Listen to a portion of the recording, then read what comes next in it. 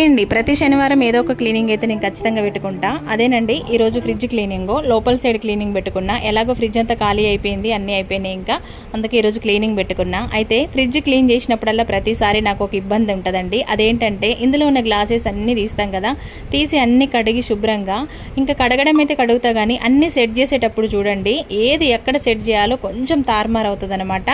ఒకసారి అట్లనే అయింది, బావింట్లో లేడు, మొత్తం తీసి క్లీన్ చేసిన, అన్నీ పెడుతుంటే ఒక్కటి ఒక దగ్గర సెట్ కావట్లేదండి ఇందులో ఉన్న గ్లాసెస్ అన్నీ కూడా. అందుకే ఎప్పుడైనా ఫస్ట్ తీసేటప్పుడే ఒక పిక్ తీసుకుంటా, అదేనండి ఒక ఫోటో తీసుకొని ఇంకా మళ్ళీ అన్ని సెట్ చేసుకోవడం అలవాటు చేసుకున్నాను అనమాట. ఇంకొకదాని ఉన్నప్పుడు కూడా ఇట్లా క్లీన్ చేసుకుంటానండి నేనైతే. ఇంకా ప్రతి శనివారం ఏదో ఒక క్లీనింగ్ అయితే కంపల్సరీ పెట్టుకుంటా. ఇంక ఈరోజు ఫ్రిడ్జ్ క్లీనింగ్ మొత్తానికైతే క్లీన్ చేసి ఇంకా ఫ్రిడ్జ్లో అన్నీ ఎక్కడెక్కడ నీట్గా సదిరేసాను అనమాట.